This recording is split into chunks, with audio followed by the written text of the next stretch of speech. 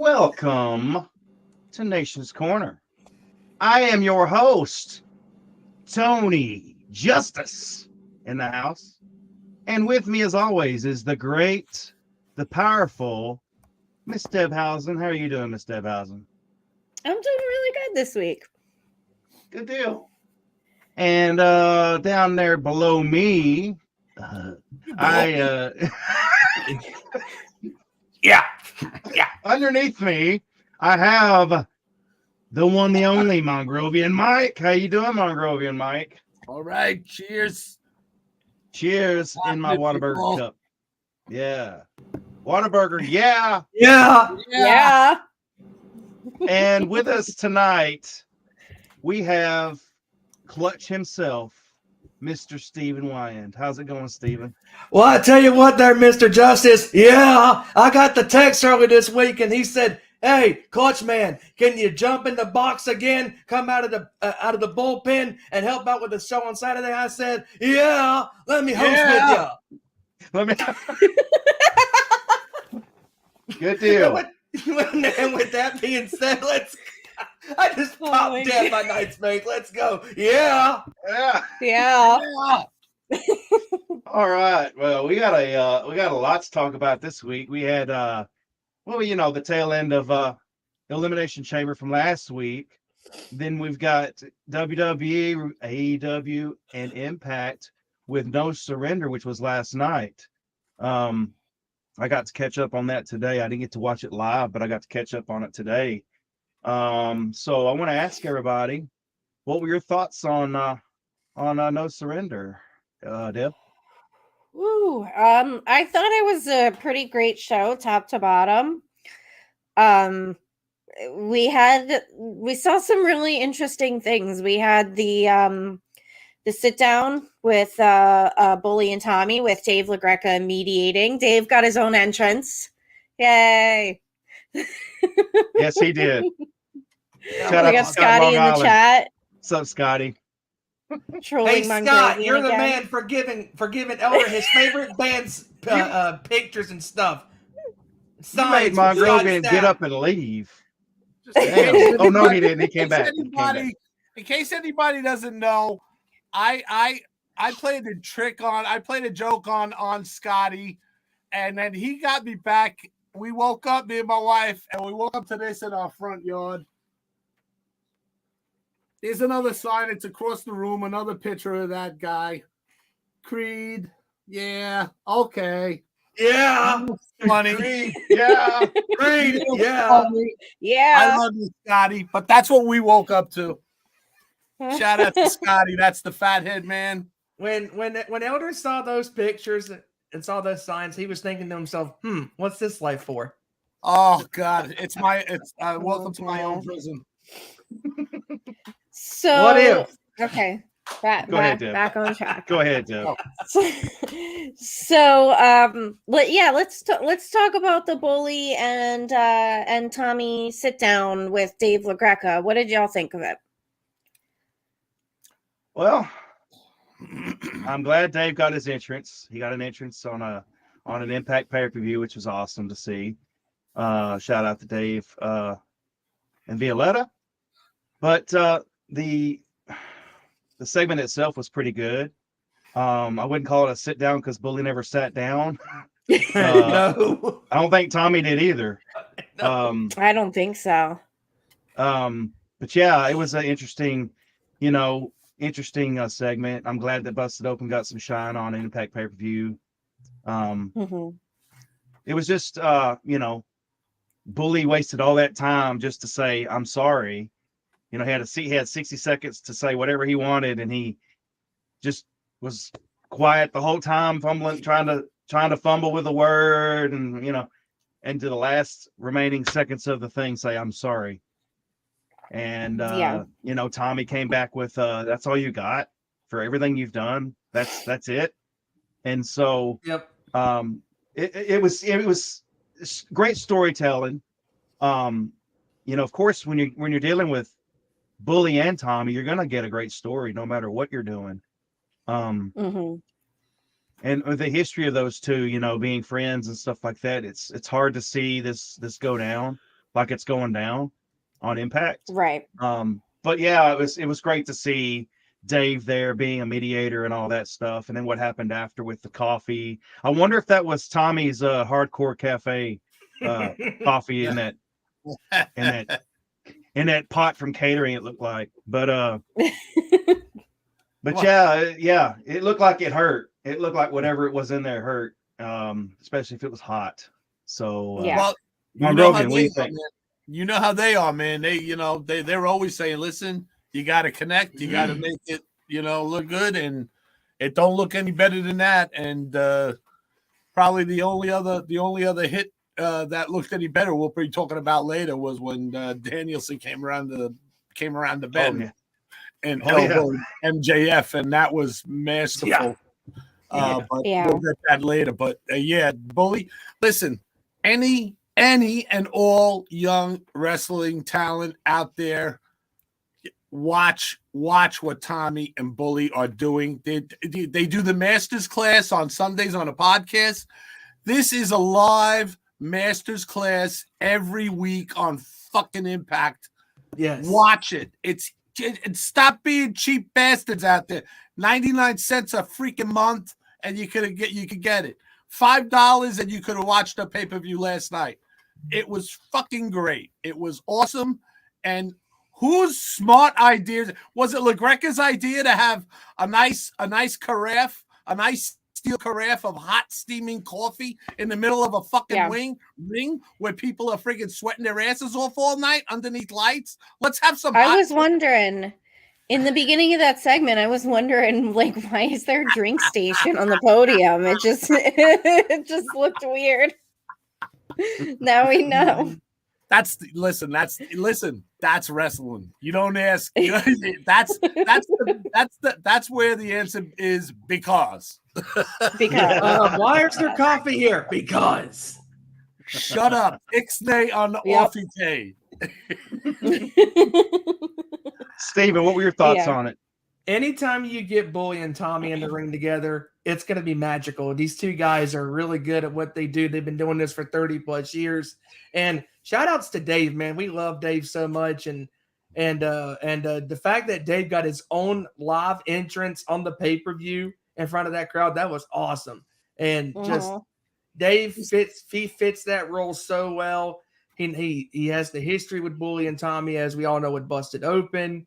And just really cool with this segment. And you knew that the 60-second clock was not going to last long because Bully was going to initiate that, say, hey, enough with this time. And, let's just talk like men, and obviously Bully attacking both of them. I mean, honestly, not surprised. I mean, Bully is a heel, and Bully does heelish things. And Dave. Yep. Hey, Bully's a face on NWA, though. Yep. Yep. Yeah. Yep, but I loved it. I love what they're doing with this Bully and Tommy story. Like, these two guys are masters at telling stories, and it keeps you intrigued. Yes. On a side note, inside baseball here, who thinks there was a big pop in the Discord when Dave LaGreca got hit with the chair? Sorry. I was like, okay, I don't know why, but I felt so protective in that moment. Like, I was like, oh no, don't hurt Dave. Yeah. I justify it because it wasn't a full on hit with the chair. Yeah. But I do feel bad for my boy Dave LaGreca. I mean, so far there's there's two of the co-hosts on his own fucking show have abused him so far. So I don't know. Tommy's got a long fuse. So yeah, exactly. Right so there. It's only sooner or later. You know what? He keeps saying Nick Aldis's name wrong. He's gonna get a Nick Aldis. Yeah, he's gonna get a Nick or a Mark. I don't know. Yeah. I don't see him. Ryan. Mark Henry's very protective. Oh, Ryan, he keeps calling him McNichol. and if he ever neckbeard and all that. Let him do that one more on time his, and see what yeah, happens. on his way, Yeah. on his way out, if he ever leaves, he's gonna go nuclear on his ass. Yeah. Yeah. Well, Speaking of, shout out to Ryan because I saw he was at the Busted Open party after the Impact pay-per-view last night. So I'm glad he finally got to, go to a Busted Open party and hang out and meet people. That's awesome. Yeah. Yeah. Ryan is an awesome person. We met him last, in 2021 at the show in Buda for Mission Pro.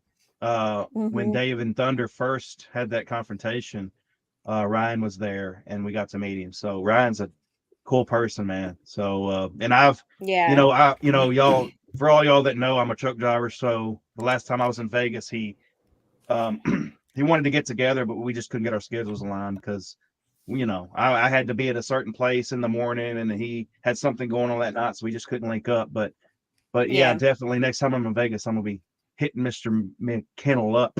So have him show me some sights over there in Vegas. But yeah, that Busted Open segment was awesome. And then you had the title match at the end, Josh Alexander. And I want to mention the 6-man tag team was absolutely insane. So if you didn't get a chance to watch it, hold on, I'm finding. If you didn't get a chance to watch it, it was Kushida and the Motor City Machine Guns versus Kenta and Ace Austin and Chris Bay. That match, Six of the best wrestlers. Great match. That match was phenomenal. So definitely go back and watch that if you didn't get a chance to.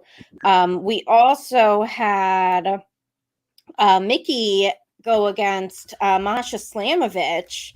And I know we're all big Masha fans. We love Masha. I love seeing, this side of her where she's like mostly just speaking Russian and she's very intimidating. That was a great match with the two of them, and Mickey bit Masha's tongue. Yes, she did. And that is I screamed. I literally, Masha went to lick Mickey's face, and then Mickey just snapped over and bit her, and you saw it. You saw Mickey's teeth chomp down on Masha's tongue, and I screamed. I was like, "Oh God!" Yeah, Mickey got pissed. Pissed. A lot of 14, 15-year-old old boys are screen capping that shit. Oh my God. Little perverts. Yeah, that was just something it was something you're not used to seeing. That kind of caught me off guard. That was gross. That was hardcore country. Yeah. That was hardcore country. Hardcore, yeah. Other than that, we did have Masha made her pissed. Yeah. Oh my God.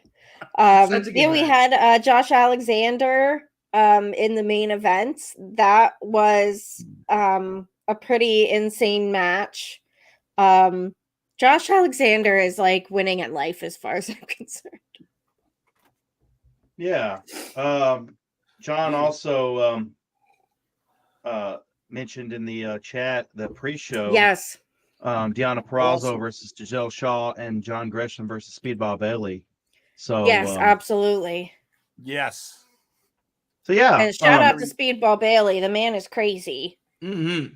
Yeah. He's having 3 matches in one day WrestleMania weekend, and that's on Thursday of WrestleMania weekend. Mm-hmm. He's quickly become one of my favorites of 23, that's for sure. Absolutely. Yeah. One quick other thing I wanted to mention about Impact before we move on is Joe Hendry had a match with Moose. And that was funny. That was fantastic. He a Sega took Dreamcast. Out a Sega Dreamcast. And all of us were like, was that a Sega Dreamcast? And then he took out an RC car. He had the whole litany of various stack toys. And you thought it was going to be tax, and it was a whole bunch of keyboard keys. Yeah. Oh man. Put those out on there, yes. and then he also He also took out the virtual reality thing and put it on Moose. Oh yeah, an Oculus. There's an Oculus. Dancing Moose. It was so stupid, but it was funny. Hey, listen, if we all popped for Sammy getting stuck in a giant rat trap, that he has to hold closed on himself. Well, hey, if it makes you pop, it makes you pop. Yeah, it does. You know what? That's why we love Impact. It gives you everything. It gives you the cruiserweight speed stuff like Speedball Bailey. It gives you the super heavyweight shit. It gives you the hardcore shit. It gives you the funny, the wacky, and the scary. It gives you everything. Like, speaking of scary, Crazy Steve, crazy Steve, and Trey Miguel. Oh my God. That's why Impact won my match. That's why Impact got voted for me for Show of the Week over. I would definitely vote for. And Impact it gives you some of the best. It gives you perhaps arguably some of the best women's wrestling you'll see in professional wrestling. I mean, for sure, their women's roster is loaded. Yeah, that place is in good hands now. They have a good working relationship with New Japan now. They mended those fences. There's no, it's no more of that TNA bullshit. Just cut the crap. Yeah. This is real shit. This is what, and that's why we preach every week that Impact is the best wrestling show out there on TV. Yep. And don't sleep on them. It just is. Anybody out there, look up the Reels channel, REELZ Reels. You got it on Cablevision, so watch it. Microman is the man. The greatest on the video scope. The video scope. All right. So should we move on to AEW next? Yeah. We've done talked about Impact, gave them some shine. All I'll say about the Sega Dreamcast, though, that's basically all it was good for, is to be using that match yesterday. Other than that, it was crap. That might have been the underlying. That might have been the underlying point that Joe Hendry was making. Yeah. Yes, it was crap. It was crap. Anyway, AEW was Dynamite was awesome Wednesday night. I got a chance to watch it today. The Jericho and Ricky Starks promo. Yes.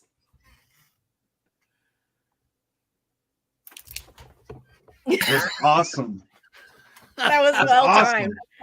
Well timed. Yeah, man. I love Jericho bringing back. Nice. Oh, yeah. I loved Jericho bringing back the pin gimmick. That was awesome. Yes. That was awesome. Now we'll see if it catches on in the AEW. Yeah. So I have a point to make about this. I mentioned it on Zoom the other night. It dawned on me, like, Jericho does all these, silly gimmicky things over the years, but I feel like he's really good at knowing when to stop a certain gimmick before it goes overboard, so that if he goes back to it again in the future, or just does a little thing like he did the pen click, people are still really into it. It's still over because they hadn't gotten sick of it. To your point, Deb, is that the fact that he could just break that out, it's so memorable to the fans. Like, you know what? I mean, like, I hate to bring it up. It's the what chant. You know what? Yeah. Right. We hate it because the audience hijacks good promos, by doing that, and they fuck up young talent and shit like that. That's asshole audience people. But that was, and it became overboard. Exactly, that became genius because Stone Cold just created that, just said that, and it became a thing. It's right. But Jericho can just bring back these little things. That's what I'm making my point, is that it's so memorable. All of his things are so memorable. We could bring up the list of holds from fucking 25 years ago or whatever it was. Yeah. It's like armbar. And it's all armbar.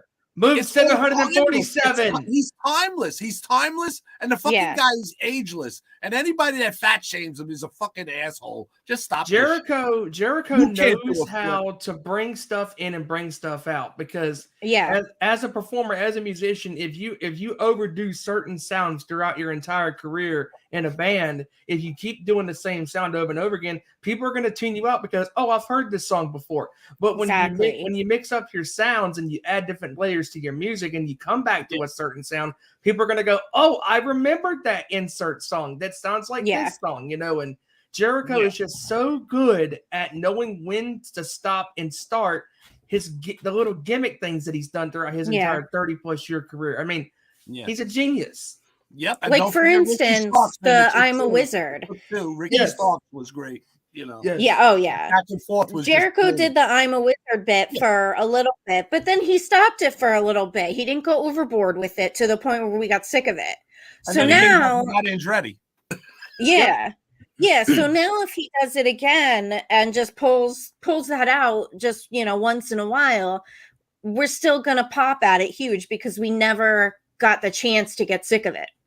Yeah. Oh, and let's not. That's just one of the little brilliances about Jericho. Let's not forget Peter Avalon. Yes. That little. I hope Peter Avalon didn't get impaled by Jericho's jacket. Right. Yeah. Hellraiser. Yeah. It was like Hellraiser. That's it, Pinhead. Yeah, Hellraiser. He looked like Hellraiser. Yeah. Yeah. Yeah. But yeah, everyone's out of his head though. Yeah. To everyone's point though, Jericho has his finger on the pulse of what is hot. He's always throughout his whole career done that. And so that is why he is the GOAT. I mean, he's the GOAT. And Jericho is the GOAT. To add to your point, Tony, Jericho is the GOAT at getting the younger guy over. Yes. He sees the future in wrestling too. That gives him yes. Yeah. Yeah, and Ricky Starks, I don't want to gloss over Ricky Starks because in that promo, Ricky Starks was impeccable in his timing and his facial expressions, just a little reverse psychology bit. We heard Jericho kind of talking about that when he was on Busted Open on Thursday. It's the little reverse psychology, rabbits. What was it? Elmer Fudd, rabbits, duck, rabbit. And Ricky Starks played that so perfectly. And the little glances he would do at the camera, like breaking the fourth wall. Damn it. Perfect. Absolutely perfect. Yeah.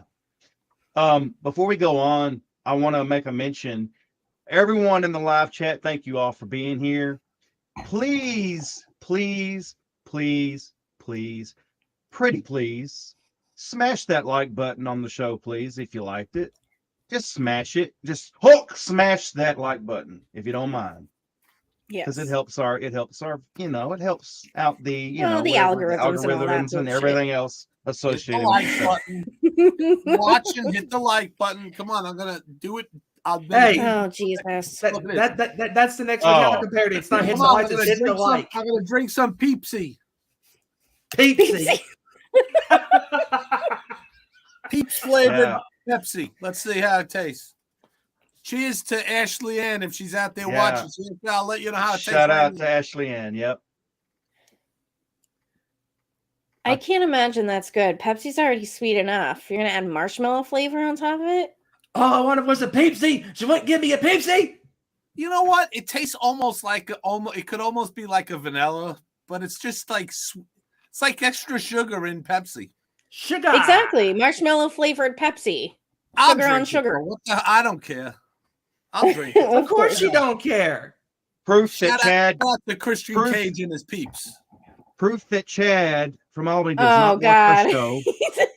He's calling me right now. I'm on the show, Chad. Dummy. Yeah. Let me call you. Yeah. Anyway, continue on with Dynamite. Ricky Starks promo. Yeah.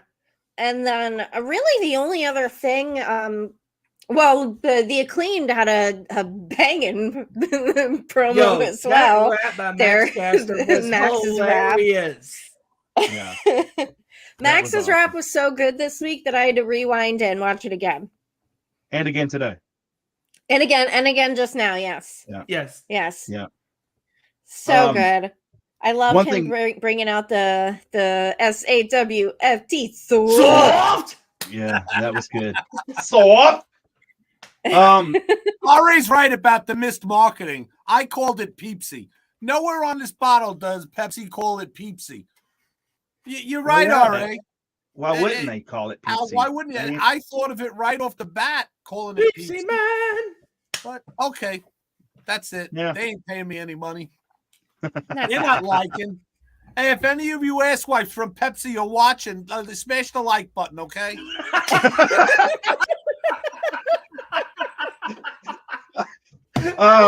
maybe Acclaimed will do a rap about Peepsy next week. Who knows? If the acclaimed are watching, smash the like button, please. Yeah, the rap was awesome. One thing I want to touch on from Dynamite is the MJF Bryan Danielson promo. That was fire. That was fire. Yes. Hey, did anyone MJF catch came out. the audience? Did anyone catch the audience trying to hijack it for a split A second? little with the bit, what yes. for Yeah, a tiny little second. bit. But A little bit. that's masterful of MJF. Go ahead, Tony. Sorry for interrupting. Yeah. The way MJF came out, he just had a demeanor. Like that was the first thing I noticed. Other than the chick in the front row there on the when he was coming out, she was dancing to his theme. But anyway, I digress. After that, the camera went to MJF, and you just noticed his demeanor, and it was very sour. Like it was. Thank you, Deb. Yeah. It was very sour, and he just came out with a purpose. Like normally he comes out all cocky and everything else, but Wednesday he came out just stoic, kind of, you know. Yeah. And the things he was saying, talking about, he kind of threw maybe some real life stuff into his promo, because I don't know if it was real life or just storyline, but he said some things about his girlfriend, fiance, if he was even referring to her, because he referred to some girl named Liv a couple of weeks ago in the promo. Don't know. Well, who that he's was talking about referring there. to a girlfriend from high school. Yes, I know. But this was him saying, the love of his life. Right. So that would lead people to believe he was talking about his fiance. Yeah. And I don't know if he's referring to Trouble in Paradise. What he said I'm not speaking out of turn. It's things he said on his promo. And Bully one always can says infer, because she took about a month break from Twitter and just came back, and she's selling all of her MJF paintings. Yeah. So one can infer. Right. And Bully always talks about on Busted Open how he wants reality in his wrestling. So there you go. I mean, how much more real can you get, talking about your love life falling apart, and the only thing that he's got left is in the his belt. life that means something to him is the belt, is the world championship. So he calls it the Triple B, I guess. Yep. So then he's talking to Bryan Danielson about, he's going to try and take that away from him. And that it's like he started on the entrance ramp, slowly walked down the ramp, building up each step, building the promo. Then when he got into the ring, no, he didn't. He started talking about the only disconnect I have from the promo, which it's minor, and I don't know how y'all feel about it, because we didn't discuss this pre-show. The only disconnect I had was when MJF made a reference to how he was going to talk to Bryan Danielson's kids. Bryan Danielson says, "You leave my kids out of it, I'm going to come down there and kick the shit out of you." MJF decides to go on and start talking to his kids, and Bryan Danielson stayed in the ring. He didn't back up what he said he was going to do. He just stayed in the ring, and that was a disconnect to me. Yeah, I didn't really care for that part. Dove over the ropes, right on top of him before. I would agree with that. But when MJF got into the ring with the CTE line, he didn't even get it out, but we all know where it was going. And then Bryan Danielson just popped him, and that melee that happened after that was awesome. Yeah, That was cool. I think he should have. When he said the CTE line, he should have been able to get that out. Said CET and crack him in the head with the mic and knock Danielson down, and then it could turn into the fight. You know what I mean? Right. Okay. That would have been cool because it would have been like hit him right in the head. Yeah. Mhm. You know. And then Yeah. Danielson would have seen red, and then he would have Yeah. gotten up, and they would have been brawled like they did, Yeah. which was cool. He He had that look on his face because he knew Danielson went through every one of his gauntlet. Mm-hmm. Right. So, right. Now Yeah. he's got to go. They'll go the hour. He'll go the hour. How does I don't know why people are saying Yeah. they're gonna be ways. There's gonna be outside the ring. It's gonna be a whole thing. It's when people say, are they gonna go a full hour? Do you think Dusty Rhodes and Ric Flair went a whole hour, doing move for move? No, a lot of that was a headlock outside the ring, stuff that when you give one guy gets his breath back and stuff, whatever. So Right. if you guys remember, It's Danielson not obviously easy. It's still not easy. MJF about 3, 4, 5 weeks ago, he said, "Yeah, you might be the American Dragon, but do you know who you're dealing with? I'm the devil himself." And I think that in this match, Bryan Danielson is going to pull something out of MJF that we have never seen before. This is going to show MJF's devilish characteristics. He will do whatever he's got to do to keep that championship belt around his waist. I think this match is going to bring even more out of him, not just from a character standpoint, but also in the ring. Because MJF, this is going to be his longest match in All Elite Wrestling. And I think this is a good showing for him. I think he is going to keep the belt. I think that these two are going to tell a good story in the ring. I think that MJF is just going to bring out that evil side, in the ring, the devil, facing the dragon. And it's going to be very fascinating to see what they do. Yeah. Yeah. Shout out to Front Row in the chat. He says they wouldn't advertise this match if MJF wasn't prered for it, which is very true. Absolutely. Exactly. Absolutely. Yeah. You wouldn't want to false advertise yourself, No. at all to promote anything, because you don't want to be made a fool of if it doesn't deliver, so why even put that on there? Right. So Yeah, I agree have with that, no Front Row. doubt it's going to be an amazing match between the two of them. I do think that Bryan Danielson has better conditioning, so he might not be as exhausted by the end of it. But, we've seen what, the body transformation that MJF has had recently. I see his pictures and his videos that he posts on Instagram. He is working hard to get into the best shape of his life. You're right. You're right, Deb. You're right. Yeah, Ash says he has the vegetables. Bryan Danielson has the vegetables on his side. It's true. Leo Sparrow would be Maybe proud. Bryan Danielson and Leo Sparrow should form a tag team. Yes. Yeah. Yes. Leo's got a tag team already, though. Yes. Oh, yeah. Birds of the Sun. Yes. Yeah, that's true. But one last thing.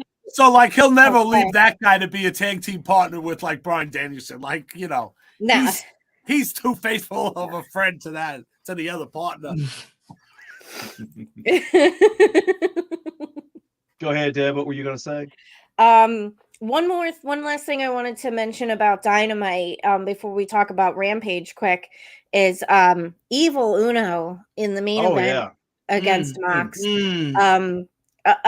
Us Dark Order fans have always known that Evil Uno is fantastic. He's awesome. I highly recommend watching some of the episodes of Ethan Page's Toy Hunt vlog that Uno is with him on. He seems like just a nice guy, fun guy, but he can go in the ring. People don't give him enough credit because he's not, in the kind of preferable shape or body type that people would like. But you know what? Sometimes that doesn't mean everything. Evil Uno is Evil Uno is awesome, and he really made the most of that spotlight on Wednesday night. Oh yeah. He did. Mankind yeah. was never. Mick Foley was never the body guy neither. Dusty Right. Rhodes. Nope. Dusty Rhodes isn't a body guy. Yep. Tommy Dreamer isn't a body guy. Mm-hmm.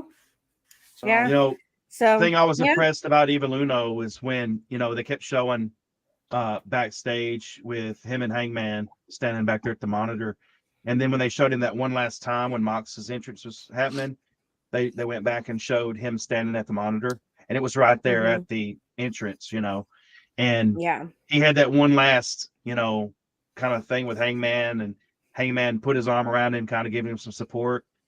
And then showed they're telling the story, you know, very well there, I think, with Hank. He told Hangman to stay back. He wants to prove something, to be out here, prove it. And then when he hit that ring just like no hesitation, just came in there and went after Mox. And I mean, that match was brutal. I mean, you're already thinking, when is Mox going to get busted open? At what point? Because every match he has, it seems he gets busted open, but Evil Uno was the one that got busted open first, and oh my God, he got gushed. I mean, the visual with Mox was behind Evil Uno and had him in that. I guess it was a headlock, and that blood was just It pouring was out like of his mask. squirting. Oh my God, that was That was brutal. gross. Yeah, Moxley Mongrovian, what are your thoughts on that Evil Uno Mox match? I love the blood. Everybody knows I love the blood, but there's a lot of times where it doesn't make sense. And it would have made sense for Moxley to be the only one to bleed in that match. Other than that, I have no problem with Evil Uno bleeding. But why did he bleed? You know, he's wearing a mask. What happened? And then we were joking around. I joked around. I said, "Oh, see, Mox isn't bleeding in this match. Evil Uno is." And he was bleeding. And then all of a sudden, Hangman comes in and busts Mox open, which ruined it anyway, because it would have been better if Evil Uno wasn't bleeding. And then we go, okay, Mox made it through a match without being busted open, and then he gets busted open by Hangman. Exactly. It would have made for a little more for us, but, you know, at this point, it's like Mox is going to bleed, you know. That's Yeah. it. And it would have made that blood spot with Moxley make more sense because it happened at the end. Yeah. Okay. Yeah. I am enjoying the story that they're telling with Hangman and Mox, though. Yeah. Because if you think about it, this Hangman story has been ongoing since the beginning of AEW.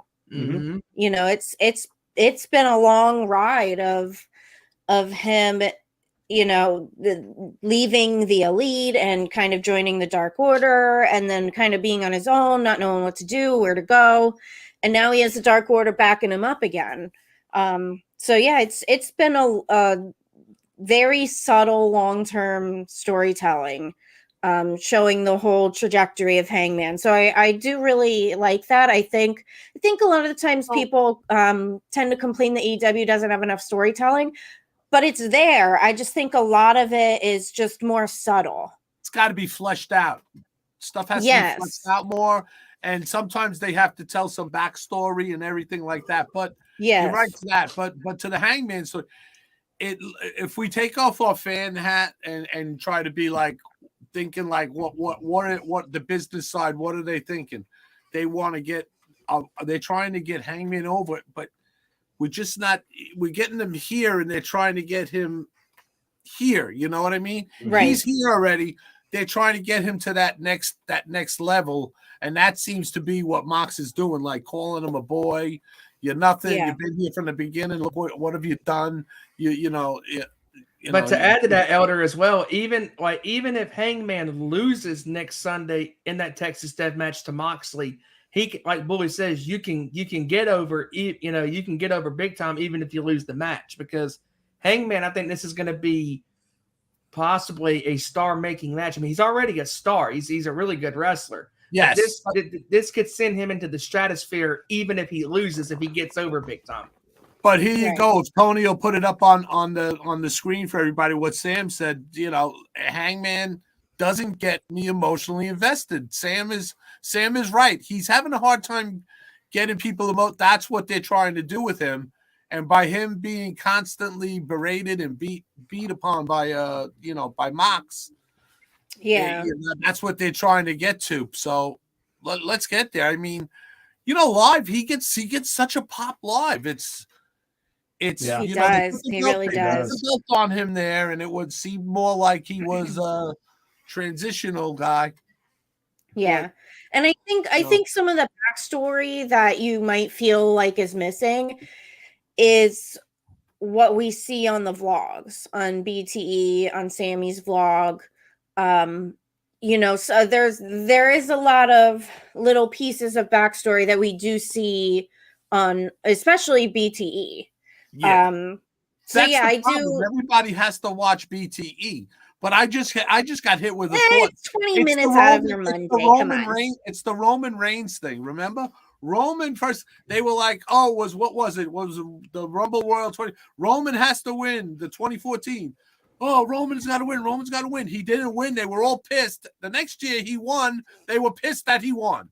Yeah. Yeah. So it's more like, and now look at Roman. He's the biggest fucking wrestling star in the universe right now, and not just the WWE universe. He owns everybody. He is on the island of relevancy, and nobody else is. And that's a simple fact right now.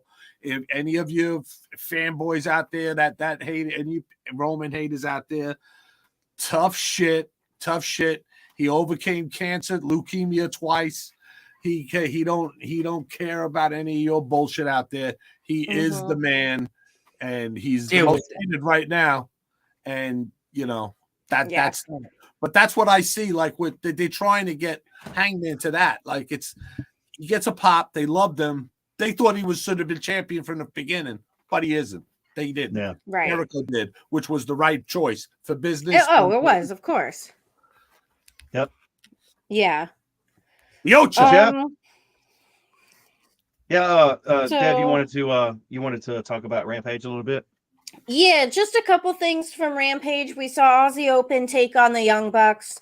I know that a lot of people give the Young Bucks flack, but I think they did a really good job of showcasing Aussie Open. Aussie Open is still relatively What's he doing? I'm listening to a story, man. Okay, all right. Okay, Mark. Okay, Mark Briscoe. This guy. Chicken. Tell me that story there about them little boys there, them little Bucky boys. So let me hear. Let me hear how great they are. Yeah, they fly all around the ring like flies. Thank you with you. You're too much. You're too much. Yes, the Young Bucks, I think, did a really great job of showcasing Aussie Open. They're relatively unknown to the wider audience. So I thought that was a great match. And we got Lance Archer back, guys. Yes, about friggin' time. Yes, from right down the road. Jake the Snake. Yes, he's from right down the road in Hearn, Texas. Not very far away from here. So yes, shout out to Lance Archer. One thing I want to touch on the Aussie Open Young Bucks match. The lights off, lights on stuff has got is to getting outrageous. I know it's House of Black's thing, whatever, but But the it happened in the middle of the match, and I don't know if that was meant to happen or was it a snafu or whatever. But it took when it happened that first time, I saw it kind of took the rhythm out of the match for me. Like it was weird. And Jericho did a good job of trying to cover it up on commentary, and that's what your commentary should do, is tell a story behind the commentator's booth. On top of what's happening on the screen, they have to be the ones to tie it together. And I noticed they tried to do that, but I just didn't understand that. And you had House of Black up here at the end, but then the lights went off and then they disappeared. It was just weird. Like I think it's more so just they're showing that the House of Black is just taunting the Young Bucks. It might be like a slow kind of lead into when the House of Black finally gets to challenge the Young Bucks. But yeah, they're just taunting them. They're just saying, you know, hey, we're here. Yeah. You know, Well, AEW needs to pay you're their damn gonna electricity. see us sooner or later. Ashley says, "Pay your damn electricity." That might have been the case. I mean, who knows? Well, you go contact the people from the stadium. Yeah, Phoenix, From the Arizona. arena. Yeah, Yeah. Come on, Phoenix. Lights off, do a bump. Pay it. Yeah. So yeah. And was there anything else on Rampage you wanted to touch on, Deb? Well, just they revealed that Hook will be going against Matt Hardy, which is really cool. Matt Hardy seems to be really kind of warming up to Ethan Page and the rest of the firm. I know I see Matt posting on social media a lot that he's really starting to enjoy working with Ethan Page. Like, I feel like they finally like meshed. But Ethan Page kind of surprised Matt Hardy by telling him, "You're the one going against Hook." He kind of wasn't anticipating that, but Ethan Page reminded him, you know, that's the deal. I say jump, you say how high. Yeah. So I'm excited for that. Matt Hardy and Hook. Come on. Yeah. Be a great match. Interesting. And next week we have the Face of Revolution ladder match with Samoa Joe on commentary, and that's Takeshita. That's Ortiz, right? That's Ortiz, not Santana. I get them confused sometimes. We have Action Andretti, Sammy Guevara, Hobbs, Eddie Kingston, AR Fox, and I believe is that Serpentico? I'm not entirely sure who's the lucha in the background of the photo. But yeah, we have this is the No, I see the weather over there though. That's the graphic we got. So Face of Like these Revolution crack ladder match. graphics I'm we kind of got, excited people. about Yes. that. Looking at the Technology, people in man. this We got match, I'm like, "Whew, graphics. it's gonna be a good one." Yeah, and Front Row mentioned the Willow versus Tony match. That was a great match. Yes. And yes, I agree. Keep Willow on the TV. Yeah. Yes, sir. we love Willow on our TVs. She's Long Island amazing. girl. She's great. Yes. And even the match from Wednesday, Saraya and Sky Blue was a good match, I thought. Very good match. Yeah, Sky Blue got a good showing there. It's great for her. Yeah, it wasn't just a, you know, a 30-second squash match. She actually was able to have a match. So yeah. And I like that. I like that finishing move, the submission move that Saraya has. I love it. Yeah. Whatever they called it back in WWE, I don't know what they call it here, but yeah. They just We know it's got a just need to fancy figure name. out what they're doing with Saraya and Tony, because I'm really not into this whole NWO type thing that they're trying to do. Yeah. Can we But- set up the Yeah. GoFundMe page, or maybe could someone get their address so we could Amazon them some good spray paint? Yeah, it's not very doesn't show up very good on signs when you spray it on there. Yeah, no. It looks like bullshit. Did they get Did they get that paint from Dollar General? Just saying. Yeah, wish.com spray paint. So let's switch gears and let's shift into WWE Overdrive. WWE was really good, especially SmackDown.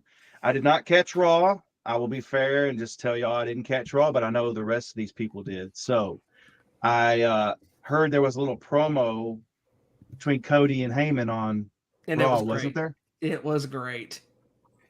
Yeah. I I'll have to enjoyed go it. back I and thought watch it would have been better if Heyman was in person and not just on the Jumbotron. But I really enjoyed it. I do think eventually we're gonna have to get Cody and Roman face to face before WrestleMania comes around, though. Yeah. Agreed. Hopefully not in the ring with a podium and a coffee. Yeah. The only disconnect for me is like I don't see Heyman going over with Brandy. I just don't see that. Right? You know, he could talk all that. Like Cody should have laughed at that and not got pissed. You know, maybe get miffed that you know you get pissed that you're disrespecting my wife, but like he should have laughed. Like, oh my god, like really. You know, she's not into like, out of all people, you're gonna. You don't have a shot with her, man. She's not into fat whale sushi. That's for sure. So, oh my god. Another thing I wanted to touch on from SmackDown last night is that weird, creepy Firefly Funhouse segment. That reminded me of late night on some cable channel that's showing commercial or some after midnight show on cable access or something. It was just weird. Right. It was very weird and had just a cable access kind of horror Wayne's World vibe to it. It just the imagery that they were showing in the doorway there was very disturbing. Yeah, I would say disturbing. That's one word. They were showing stuff like maggots and stuff. It was just very disturbing. I know it reminded me of the scene in Willy Wonka when they're going through the tunnel and there's all the imagery. That creeped me out as a kid. Yeah, I like it because it's going, is the five, you know, we were thinking a few months ago, oh, that's it, that the Firefly Funhouse is dead. That's gone, you know, the Fiend is gone. Now the Fiend is here, Uncle Howdy's there, this one's here, he's Way's there, you know, all the puppets are back now, and it's just cool. It's like they just keep messing around with our heads and I'm not sure what to think of it. Like they keep interchanging everything, which is great. It's not predictable, you know, like it used to. Yeah. Listen, Ashley made a good point. Personal. You had to be tripping to watch it, right? I was just gonna say, not from personal, you know, experience, but I've heard that that's what it's like when you take like mescaline or acid. You know, you just have a little weird stuff happens and you just laugh. Not from personal experience? No. Okay. Shocker. Boy Scout. Yeah, I believe that. Yeah, because you didn't live through the 80s. Nah, not you, Elder. No, not you.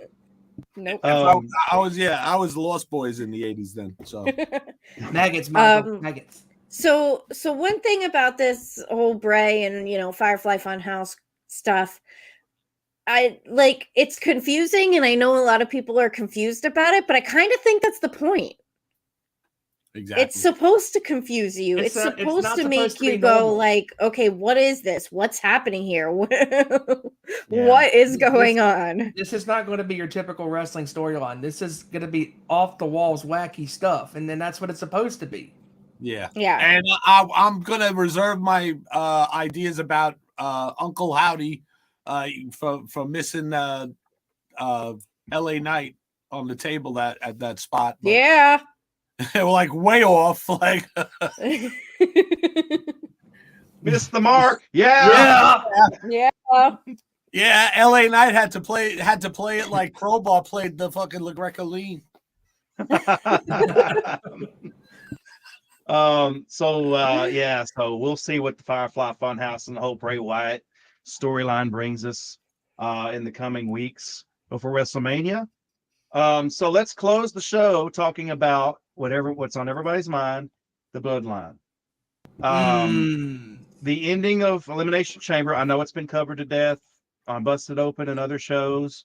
But I just want to make a comment about the pop that Sammy got in Montreal was just amazing.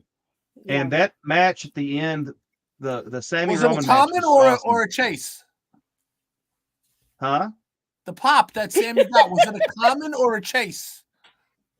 That was a chase pop. I would equate that to He a wasn't chase chasing pop. no. He didn't have to chase that hug. Yeah, you're right. It would be a chase pop, but No. he didn't have to chase. Yeah. Sorry, man. Go ahead. No. Finish your And thought. WWE sorry. showed last night on SmackDown some of the stuff that Sami Zayn did, like community stuff that he did while they were in Montreal, and man, that guy is loved there. Yes. He got a massive superstar welcome in Montreal. Yep. And even though Sammy lost the match, they ended the show on a high with KO coming out to a massive pop himself, Right. saving Sammy. And they touched upon, on Raw, they touched upon, Sammy and KO, where KO basically told Sammy, well, if you want help with the bloodline, go ask your buddy Jay, and then walked out on him. So, Right. that's building up to KO and Sammy teaming together against the Usos. We just have to figure out How they're going to get there. what is going on with the Usos and Sammy right now. Because on SmackDown last night, Jimmy and Sammy were in the ring. Then Jake appears in the crowd with a black hoodie on. Sammy got into the ring with a black hoodie. So I don't know if the hoodie is supposed to symbolize anything. Like, is that going to be like if they finally get Jimmy on board and it's going to be Sammy and the Usos forming some sort of, I don't know. I mean, you don't know. I don't know. This whole story is amazing. I It's told got you so my many- theory about Sammy being a lot. That when Adam Pearce made the precedent of making Sammy a third member of the Usos tag team. Yeah. Once he defended that title, that's it. That's official. Either one of those Usos could pick him as a tag team partner. Yeah. And Right. it could work out to something like that to go Right. after. I don't know. Just to throw a wrinkle in things, because like a few weeks ago he did say, "Hey, I acknowledge you." Yep. Right. Yep. And Sammy reminded All the mental shit. Sorry. All the mental Yeah. shit that Roman played on him. Jimmy holding Jimmy hostage in front of Jay to make Jay quit. Jimmy, all the beatdowns on Jimmy, all the beatdowns on Jay before that, right. and Yep. Yeah. yeah. And Sammy reminded him in the ring, like, you were the one that was there for me since the beginning. When everybody else doubted me, you were the one that vouched for me. So it hurt really bad when you didn't have my back. Yeah. Shout out to Savage in the chat. He says Vince is back in charge of Yes, Mania sir. outcome.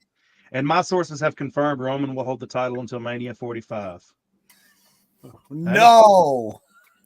What's Hell no.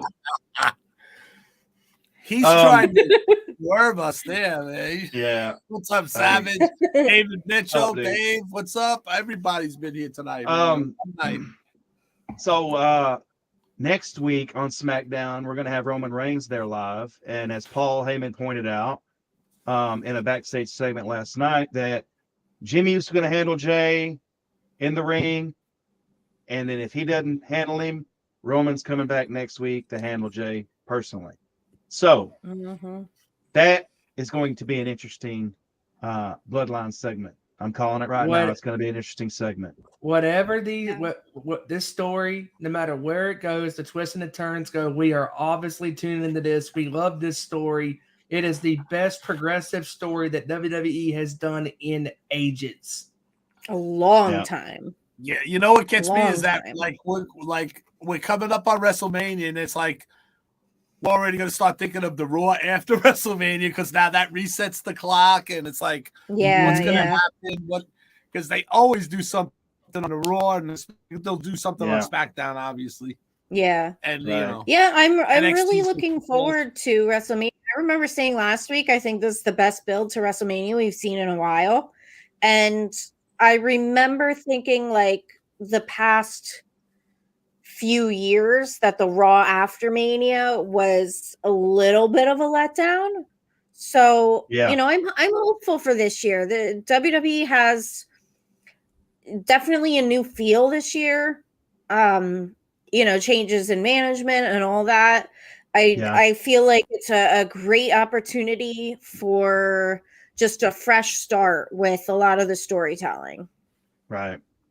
Yes. And that's what's going to keep us invested in WWE until WrestleMania and well beyond, because the bloodline storyline itself is encompassing pretty much all of professional wrestling, not just WWE. Like Elder said earlier, that Roman Reigns is on top. He's on that island of relevancy. So with It is that the comes the centerpiece bloodline of wrestling. It is at And the you top want of the mountain. you want this WWE to be the top, because listen, it's like Reggie Jackson said, he's the drink that stirs the fucking he's the straw that stirs the fucking drink. That's what he is. Yep.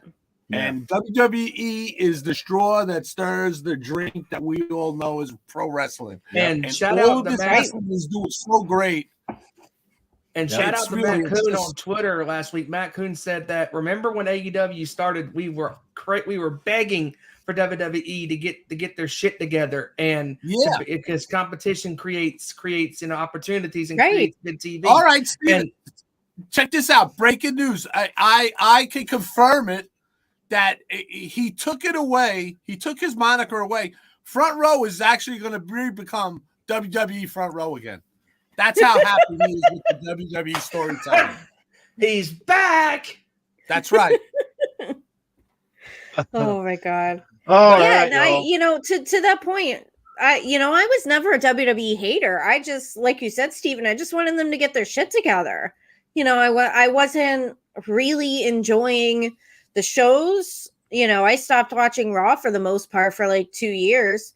And even before like the pandemic started, there were years where I watched WWE once in a while, but I wasn't super into it. I would just watch it once in a while if I was available that night. And now but you have to watch it. Now it has me more invested than it has in a long time. And I think that's what a lot of the fans wanted. They just wanted them to get their shit together and just, be firing on all cylinders. We know that they're making record profits. That's not the problem. The business side of it is totally different than the on-screen product part. right. And a lot of wrestling fans were dissatisfied with the on-screen product, but now it's really turning around. Yeah. Well, speaking of things that need to get their shit together, Peacock needs to get their shit together on how they organize their pay-per-views and everything associated with WWE on Peacock.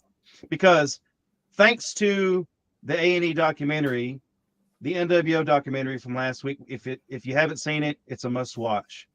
But that caused Deb, our very own Debhausen, to want to go on Peacock and start watching WCW Monday Nitro from the inception all the way to the end because of that documentary. And I'm proud of her for that, because she wasn't, well, I started watching wrestling, after WCW was already gone. Yeah. So, there was really no drive for me to want to go back and watch it. Obviously I know things about WCW, but mainly from from the WWE perspective. WWE has put out so many documentaries and all that. So what I know about WCW is from the WWE perspective. So I'm really excited to go back and, really actually watch Nitro. Obviously I've seen, clips and stuff. I've seen all the famous moments, but I want to go back and watch it. And Peacock is just super frustrating. Like I wish that they would have the option to like select multiple shows or whatever and put them together in a playlist in chronological order. Yes. Like exactly. Like I found a good Wikipedia page that lists all the WCW pay-per-views. So I'm using that as a reference as I'm watching Nitro to know when I have to go watch the pay-per-view in between episodes. But I just wish Peacock made it easier for you to go and be able to put it together in a playlist so that it's bingeable. Because say if I'm, it's not bingeable the way it is, that if I go to watch a pay-per-view, like I need to go watch Fall Brawl, 1999 or whatever, it's just going to autoplay to Fall Brawl 2000 right after that because of the way it's listed. Right. So yeah, I just wish that Peacock made it easier and categorized the WWE section better for that kind of thing. So if you wanted to go back and watch WCW with the pay-per-views included, you didn't have to skip around and keep track of dates and all that. You would just be able to play it all through. Right. And And it would be cool to watch Monday night, the Monday Night Raw that went up against the first Nitro, and go in that front just to like compare and to like see where the cracks appeared on one show. Exactly. Where it went. That would be cool, for me cool, as a person that wasn't watching wrestling live at that time. Right. But Peacock just makes that impossible. Basically, like the viewer has to do all the legwork to know what show they need to watch to keep everything in order. Yeah, and you got to remember, we all saw Rick Rude like on a pay-per-view the night before or whatever, and Lex Luger too. Survivor Series '97. Yeah, they were on a pay-per-view the night before, and then they were all of a sudden they were on Nitro the next fucking day, and you were like, what?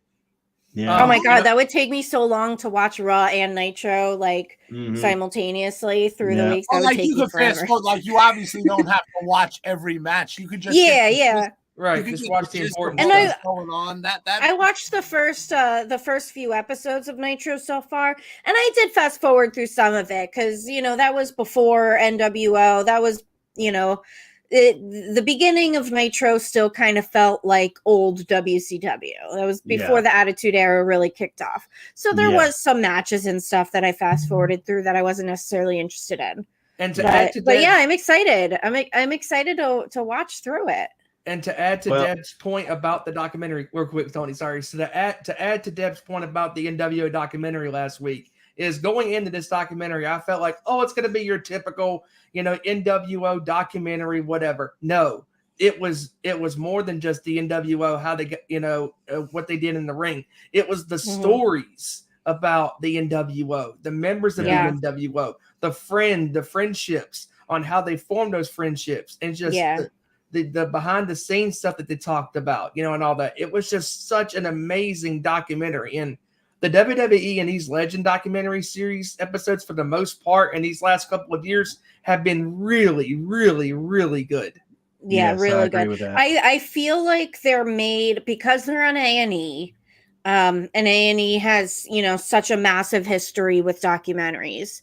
I feel like these documentaries are being made more for the non-wrestling fan. It's still great for us wrestling fans because it's still, some stories and stuff that we haven't necessarily heard before.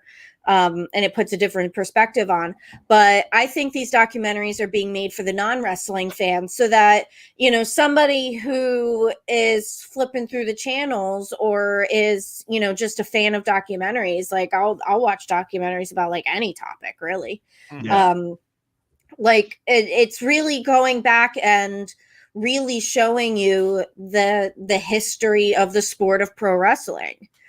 Someone who maybe not is a wrestling fan can watch these documentaries, learn about the history. So maybe they have less like preconceived notions about what wrestling is. And then maybe they'll get into it.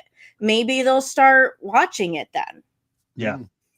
Well, all I got to say, number one, if there's anybody in the live chat that works at Peacock, smash that like button. Number two, Peacock, you just made the list. Anyway, great discussion today, guys. Tremendous. I would want anybody that has Peacock, of course, to go and check out all the old Nitros and Raws. Try to put yourself in that time capsule that was magic back when it was happening, because I know me and Elder for sure lived it. I know, plenty of people in our live chat lived it. The VHS moments where you had to tape, in order to watch both of them at the same time. You had to take one and watch one live. You just had to, or switch in the commercial breaks. Or the people like you, some people in this group, people like y'all would sit there, and some of you guys and gals would watch this stuff at the same friggin' time. Yeah, no, you had it. Steve Nitro automatically repeated at 11 o'clock. Yes, it did. Yep. Oh, So okay. forgot, like plenty of times I forgot to hit record because that's what you had to do. There was no such thing as programming and DVR. Yep. So if you weren't there to record, you had to be there you had to remember to switch over and watch the live stuff, which is why Raw started the trend of going a few minutes over to cut into their time. Yeah. But, speaking of a few minutes over, we've gone a few minutes over on the show tonight, which was great because great discussion. That's all right. So Steve never shuts the fuck up. I'm sure we'll get into more discussion on the Attitude Era when it pertains to WCW and WWE in later episodes of Nation's Corner. But we want to thank everyone for joining us today. Steven, Mr. Clutch, where can people find you on the socials? Well, I'll tell you where you can find me on Twitter is at Steven_Wyand. And also where you can find me on Tuesday nights is on our Nation Sports Show with me and Ezra and Joey and Kevin as we talk about the world of sports and baseball. Spring training is getting. Ezra's on that show? Yeah, when did you get there? When did Ezra go on? When did you get Ezra on that show? I think I feel an earthquake when he comes on. Poor Ezra. Poor Ezra. Fuck Ezra. You can find our Nation Sports Show live every Tuesday at 7 p.m. Eastern, 6 Central, 4 p.m. Pacific on YouTube. You can follow us on Twitter at ON_Sports Show and also follow us on YouTube at youtube.com/our Nation Sports Show. Smash that subscribe button if you are into sports, where we will be live this Tuesday giving our top 5 games of the 2022-23 NFL season, along with the latest news in the NBA, MLB, college basketball, and more. Cool. All All right. Well, check them out. They got it all covered over there. Mongrovian Mike, how can people find you on the socials? They can find me at Mongrovian Mike right there on the bottom corner. I just want to give shout out to my buddy Chris. He's at his new job. He's a bud tender there. It's legal in New York, so don't worry. Whatever. It's the Smokers Outlet. They gave me this free swag. I got a 3-inch ruler. There's only one thing I could think of that I could measure up to 3 inches if I'm lucky, but I don't know. That's a dude. Stop it. Dad, get your mind out of the gutter. I also want to say happy 74th birthday to Woo! He's riding high, man. He's flying in that fucking jet right now. He's sipping his champagne. He's loving it, man. He's the man. Profiling. Ric fucking Flair. 74 years old. The greatest of all time. I don't care what anybody says. And here's to you. Woo! Cheers to Ric fucking Flair. Woo! Woo! Woo! Woo! All right. Woo! Deb, how can people find you on the socials? At That's So Debonair. And I want to give a couple shout outs. Shout out to Mercedes Monet, who is the new, we lost Tony, who is the new IWGP Women's Championship. So Mercedes Monet is killing it out there in Japan. Also, shout out to John in South Jersey, #Nation's Corner on location. John in South Jersey is back. Yes. He's been cleared for wrestling. He's going to be going to all the shows, all of them. Yes. Guess who's back? Tell a friend. #Nation's Corner on location. If you're going to any shows, indie shows, we love indie wrestling. We support indie wrestling. Me and John are not too far away from each other in the, PA, New Jersey, Delaware area. So hopefully we can link up and go to a show together soon. So yay for John. And we still got to make a CCW show. I can't wait to go to CCW Yes. live. So, welcome back, John. All Stars. Yes, Atlantic Yes, All-Star Atlantic Wrestling All tonight. Star has their show tonight. They're probably, right in the middle of their show right now. So good luck to them. I hope they have a great show. Yes, and they sold it out, didn't they, Deb? Yes. They awesome. posted on social media the other day. They sold out. That's awesome. That's Cool. because the champs were Yeah. on our show. Pieces Go of back garbage. and check it out, people. Yep. Content. Yep. We're Yes. putting content on Yep. this bitch. If What's you your guys name? have never seen that It ain't just interview, four schmucks with their pie holes open. We got content. those guys Mongrovian. were entertaining as hell. Yes, they are. Mongrovian, what were their names? The champion Hardway and Tony and the tri-state champion Tony Leenda. Not Leanda. Leenda. But he'd probably still yell at me and say, just call me Tony. All right. All right. Yes, sir. I am at Tony Justice, AJFA. And if you're a Metallica fan, like I know all of us are, you know what that means. Ooh, yeah. All right, New y'all. Metallica coming out soon. New Metallica coming out soon. Yes. 72 seasons, baby. April 14th. Yes, it is. Can't We wait. don't have to wait 72 seasons. It's going to be out in a few weeks. Well, for all of us on Nation's Corner, thank you for joining us tonight in the live chat. And remember, smash that like button before you leave. And we will catch y'all on the flip.